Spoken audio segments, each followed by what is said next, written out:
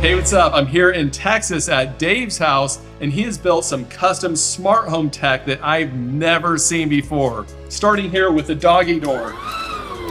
So my wife works from the house, and we have 2 dogs, and the dogs constantly ring the doorbell wanting to go outside and play or, go use the potty. Just the amount of frustration on my wife was super intense. So I'm like, hey, let me use my automation skills to love you well. And so I bought her this high-tech doggy door. You'd think this would have to be battery powered since it's in the middle of the door, but actually Dave wired it for power. The wire goes around the door frame and through this door hinge and then connects through the door. So much better not having to recharge batteries. Now there are some batteries on the dog collar sensor, but Dave modified it to have a larger rechargeable battery that lasts a full year. So it's safe to say batteries shouldn't be an issue. The doggy door automatically opens when it detects the sensor on the dog collar, and most would feel like the project is finished now, but not for Dave. He takes it up a notch and builds something even more useful. But I'm like, hey, this doggy door, it could be so much better. And so I put what's called a layover controller inside of it. It's a ESP8266, and it basically emulates controls and can sense what the door's doing. This allows for some pretty cool automations, like if it's raining outside, using the rain sensor connected to the smart sprinklers, Dave's smart home automatically disables the doggy door. That way they can avoid muddy paw prints inside. This is a lifesaver. The smart home dashboard shows when it's temporarily disabled, and they also get a notification to let them know as well. There are also automations set up to limit how many times each dog can go outside per hour. That way the dogs don't go in and out a million times and break it. And no matter what, they can always use a voice command on the Echo to override and open it. Oh, and Daisy and Lucy are the sweetest dogs, extremely well trained and so cute. They love the doggy door, and the automations to control it are so smart. And best part is, David's wife loves it, so super high spouse approval factor. Definitely. Okay, this next device is not something you see every day. A smart remote that seamlessly integrates into the smart home. The touchscreen has buttons for all the smart devices in the room, like the lights, fan, and all of that. It can also control the music with Sonos. There's a party mode button to play music throughout the house. Basically, the screen on the remote is like a little smart home dashboard, which is so awesome. Of course, it can control the TV, and it has a very cool trick up its sleeve. You know how when you watch recorded TV and you want to skip commercials, you have to click that skip 30 seconds button over and over again? Kind of annoying. Well, this remote can go into skip mode, and whatever number is pressed, it will skip 30 seconds that many times. So when Dave hits 6, it skips 3 minutes ahead. Perfect for skipping commercials. So I was so excited to see a smart remote like this and how well it works with Home Assistant.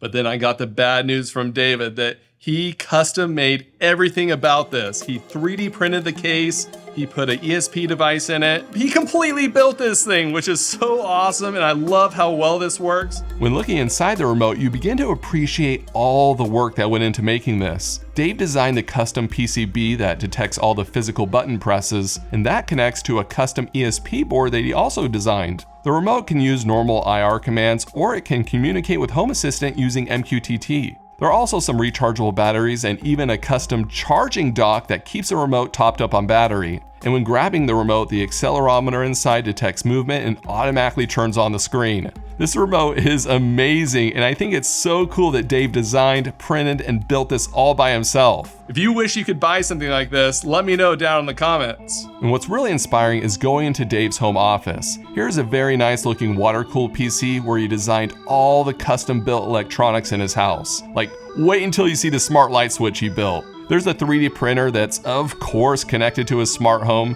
And Dave is a madman because he has built things many of us would never attempt. Like, he fully designed and built this entire drone. So crazy. And even though I might not build a fraction of the stuff Dave has, it's still inspirational to see how creative he is. Instead of just whining that something doesn't exist, Dave just goes out there and builds it. It's so cool. Like the smart light switch. I've seen pretty much all smart light switches out there, and I've never seen anything like this before. This is a smart switch that I've been designing over the last couple years. Most light switches replace your existing light switch. This one is different. And so what I've done is I've developed an ESP8266 controller that all the electronics kind of lives over here on the side of this junction box. And this is kind of a front-facing PCB. Basically one device that can make up to 4 light switches smart. But it does more than that. In my code, I can configure each one of these light switches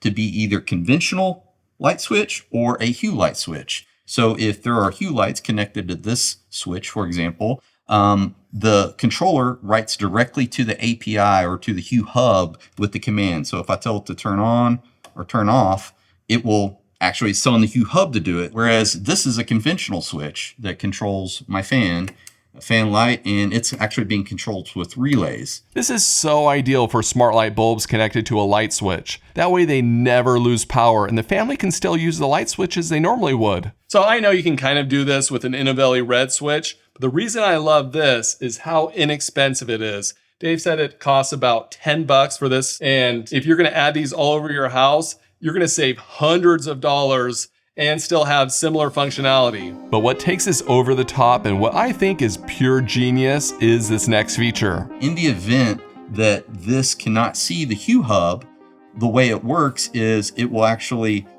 switch back to conventional mode. So just like a dumb light switch. Isn't that amazing? If the Hue bulb disconnects from the hub, turning off the switch kills power to the smart bulb, so the lights always work for the family as expected. And not only that, but it acts as a natural reboot for the light bulb to come back online when switched back on. Genius! So Dave's wife, Amanda, works from home, and we already talked about the automated doggy door that frees up her time, but there's another thing that helps out during the day. Security cameras. There are a bunch of outdoor cameras connected to Blue Iris that automatically show up on this monitor during her work hours, so she can quickly keep an eye on things. And if there is someone outside the house, the Blue Iris AI human detection triggers an announcement on the echoes to let Amanda know.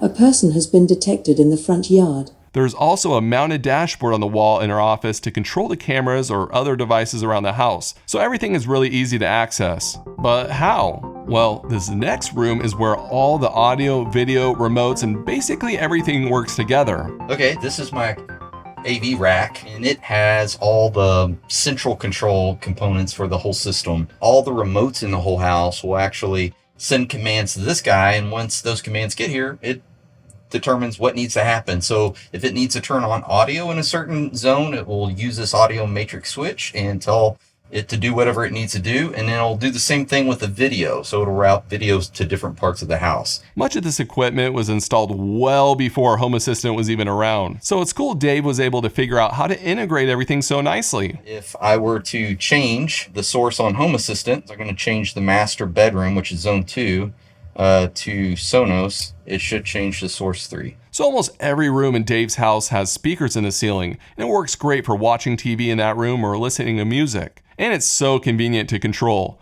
Wall-mounted dashboards, volume switches on the wall, the remotes I showed earlier, or a phone. And this whole home audio comes in handy for emergencies. What's super cool is we live in Texas, so like tornadoes and bad weather are a thing, and we want to make sure that we are alerted when that happens. So I have this old school weather radio, but there's a special circuit that I built inside the master controller that will detect the audio, and it will broadcast it through all the zones in the house. Here's what it looks like.